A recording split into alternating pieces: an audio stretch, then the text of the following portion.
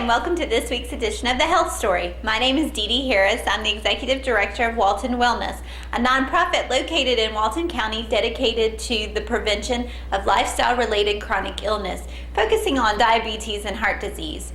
Each week I like to come to you with some type of new information that I think will be helpful, or introduce you to someone in the community, or tell you about something that's going on that I think that will add to your health journey in your life.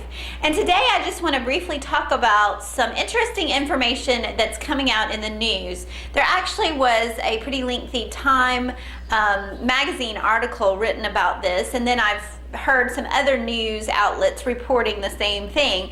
And so I felt that it was important to kind of bring it up and talk to you a little bit about it to clarify, because I feel like some of the information may be a little bit confusing to people. And what this article addressed, it was based on some research that has been done, and what it talked about was exercise contributing to the obesity epidemic in the United States.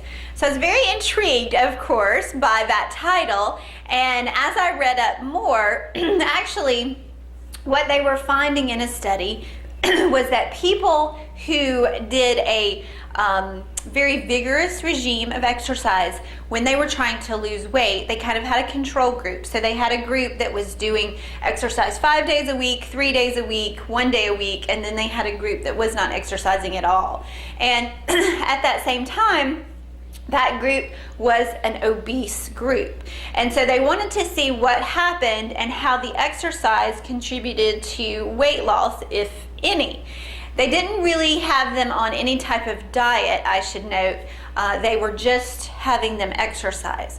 And what they found was very interesting. In the research, what they found was actually the group that was exercising the most, some of them actually gained weight, and did not lose any more significant weight than the group that didn't exercise at all. So I was very intrigued by that, because obviously I am a big advocate of exercising and feel like that is a part of helping you to lose weight and also a healthy lifestyle. So looking at it a little bit closer, I wanted to find out why this was. And what they were finding was actually that the reason why people were not losing as much weight with the exercise was because they were actually eating more after they exercised.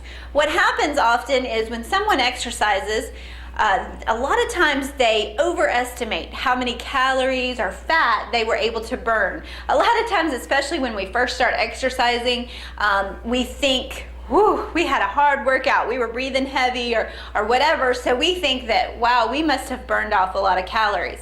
And a lot of times we're pretty disappointed if we actually find out how many calories you actually burn. It often takes a lot of vigorous activity to burn calories. Now, the more you weigh, the more calories you will burn. So someone who weighs 150 pounds versus someone who weighs 200 pounds, the calorie amounts doing the same amount of exercise, they're going to burn different amount of calories. The person who weighs more will actually burn more calories. However, they have more weight to actually lose as well. So it's kind of a complicated process in losing weight, and it still does say that the calories going in, you need to be burning more calories. So you need to be taking in less calories than you use, is what basically it boils down to. But with this research, I felt like a lot of news outlets and stuff are starting to talk about it, but not necessarily explaining it in that way. Exercise does help you burn calories, and it can help you lose weight, but it does depend on the diet as well. As a matter of fact, diet probably constitutes about 85% of maintaining weight or losing weight than exercise does. But what I have found, and this is a personal observation, in a lot of people that I have known that have lost significant amount of weight, if they haven't incorporated exercise, then they often have trouble maintaining that weight. They have trouble keeping it off. What exercise tends to do, if you incorporate the exercise, is that it does actually help you maintain that weight and to keep it off longer. And if you do incorporate exercise for the rest of your life, then you can keep that weight loss off for the rest of your life.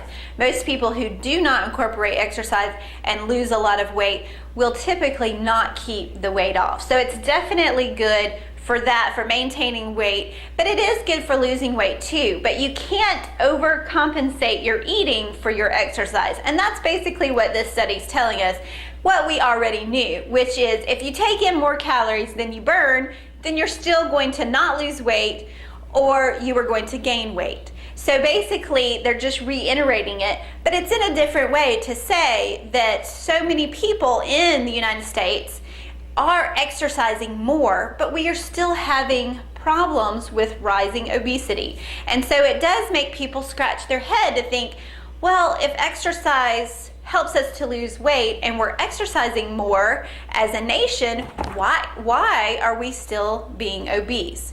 And so this is a good explanation of saying that. So it's important to know that if you are trying to lose weight and you're incorporating exercise into that weight loss regime, it's very important that you don't overcompensate and that you still are eating the right types of food, because again, not all calories are made equal. So it all depends on the type of calories that you're eating and the type of nutrients you're putting into your body, and also the amount of calories that you're eating. So if you see any information about this, I do encourage you to read up a little bit further and take heed into what I have said about it. I just felt like that it was a little bit of false advertising, and that it might give some people the fuel that they've been looking for to quit exercising or to not exercise at all. Exercise also has, of course, many other benefits. Even if you're not trying to lose weight or you don't need to lose weight, exercise really does help prevent and help keep you healthy and keep you hopefully off a lot of medications such as blood pressure medication and even diabetes. It can definitely help prevent those diseases and certain types of cancer as well. So exercise is very important for just overall health, and not just in weight loss, but it is very important to our bodies for health. Exercising for health and exercising for fitness are two different things. It all depends on what you are looking for in your exercise routine. If you're just exercising because you know you need it for the health benefits and you have high blood pressure and you're trying to ward off heart disease or those type of things, then you definitely are thinking about exercising for health. And they have shown that just walking maybe 30 minutes a day can be just as good as running. If you're exercising for fitness because you want to improve the way you look or you want to build muscle, then you do have to step up your exercise and exercise a little bit more vigorously. So there's all different types of reasons to exercise, but regardless of the research, it just reiterates to us that exercise is very important, but diet is also very important. And those two things go hand in hand for a healthy lifestyle. If you have any questions for me, then please find us on the web at www.waltonwellness.org. You will see lots of tools and resources there that you can use that will help you with a healthy lifestyle. But if you want to get me the old-fashioned way, it's 770-313-8156. Thanks for watching.